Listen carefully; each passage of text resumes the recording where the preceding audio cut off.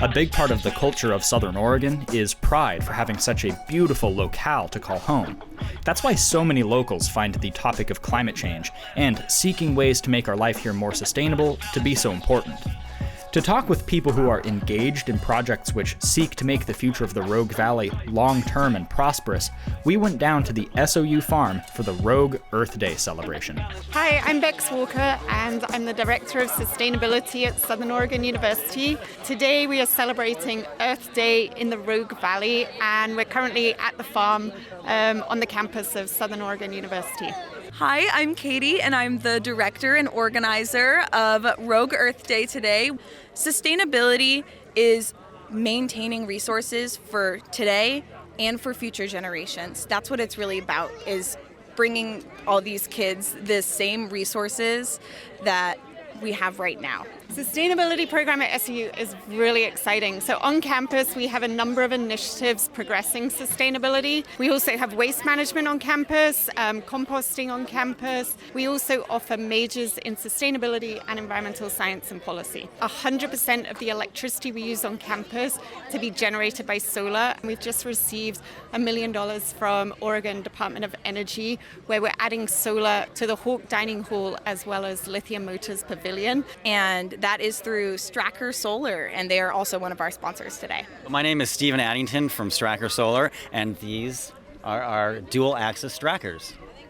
So tell me, what is a dual-axis Stracker? Well, I bet everybody's familiar with rooftop solar, okay? So what dual-axis Strackers do is they follow the sun.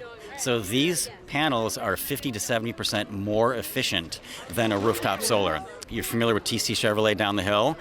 We did that. Evergreen Federal Bank is going in next door, and so we're putting up 4 as we speak. And we work with larger businesses, cities. We did Franz Bakery out of White City as well. And so that's our ideal customer, our ideal client. You're actually generating the energy locally. So then if you were on microgrids and smart grids, you're building resilience. Like if you're linking to battery storage, then you've got resilience in the event of a natural disaster. Go green, go solar. I mean, it's all about being a steward of the earth.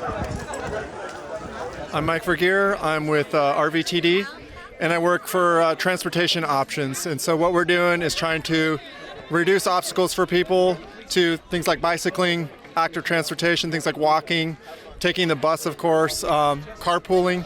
So whatever it is that keeps people from trying these things more often, I'm trying to reduce obstacles. So today we're doing free bike tune-ups. You know, people are riding with underinflated tires, and people are riding with their seats way too low, and people are riding with their gears making all kinds of noise. So I'm here today just helping people out and getting these things tuned up beautifully. What is the bus doing here? Can you tell me about that? You know, people are intimidated by buses. People don't ride buses if they've never been on one or if they're not familiar with them. So we have travel trainers here that can take people on the bus and teach them how to use the apps and tell them how to buy fare and tell them how to plan a route. And so we're just trying to reduce obstacles for people who find it intimidating to ride the bus if they've never ridden it before.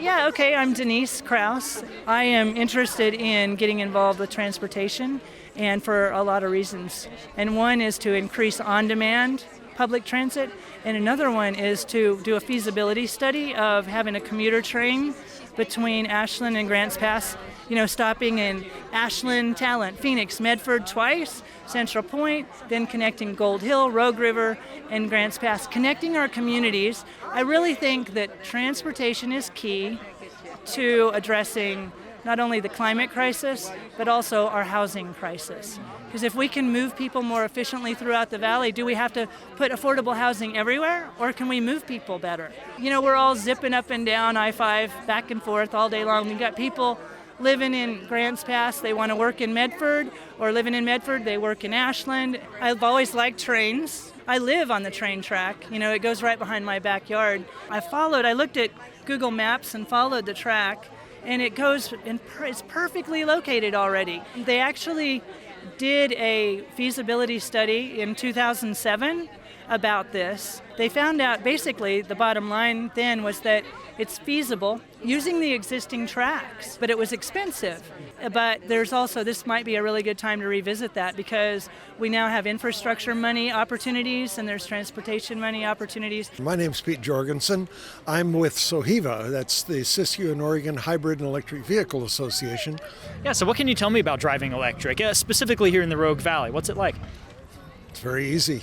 People are afraid of electric cars, but if you get in it and drive it, it's just like driving any other car. If you have a garage at home, you can plug it in at night, even to a 110 outlet, and probably get 40 or 50 miles range built up overnight. And so if you're just commuting in the valley, that's all you really need to do. Yeah, I know one big concern a lot of people have with electric vehicles is that they won't be able to find a charger, or that, they'll want to go out somewhere that's really remote and then there won't be charging infrastructure. And, we live in what some people consider a remote area. It's a bit of a rural zone. So do you find the infrastructure here to be good? What's your take on that?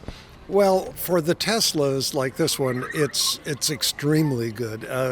We are not remote. There's a Tesla's charging station being built right here in Ashland. There's one already existing in Medford. There's one in Grants Pass. There's one in Myrtle Creek. You can't go very far without there being an opportunity to charge. Are you enjoying Earth Day so far, this event?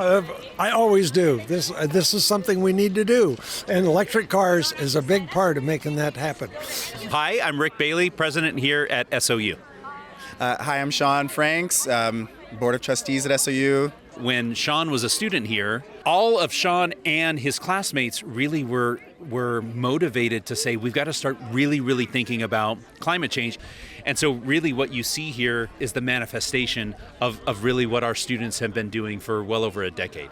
SOU Farm was one of my student projects, and so dreaming the idea of starting this farm, it was not complex. It was a 2-pager, front and back. The SOU Farm was started as to be a completely student-run farm that provides food for SOU and the community, and it's kind of just grown into this really awesome learning and education source. The farm, I love this because the farm actually produces the food that is then supplied to the SOU dining, and then we also supply to Ashland School District. So Shaun, you actually conceived of the farm that we're standing in here. This was your idea originally? Yes, this is a student project. It's weird to take it as my idea. I was in class with Dr. Vincent Smith, and he started the F.H. King Farm while at the University of Madison, Wisconsin.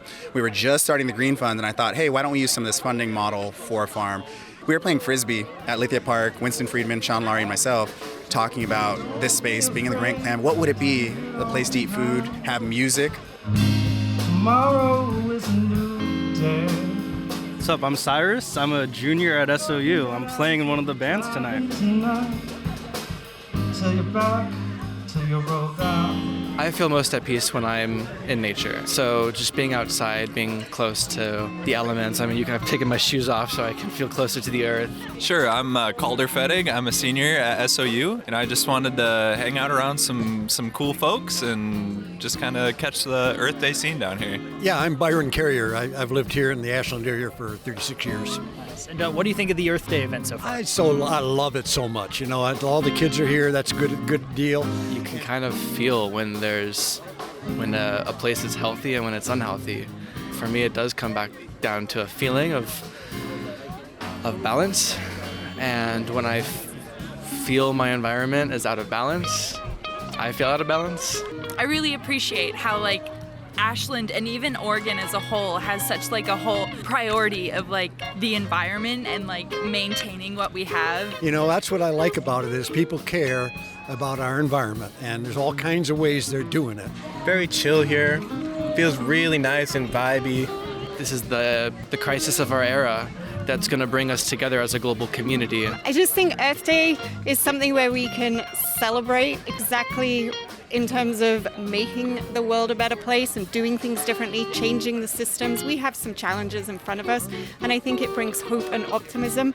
But I also don't think we should forget that we should be mindful of this every day and think about doing things a little bit differently as we try to build a different infrastructure that's far more sustainable for society, the environment, as well as the economy.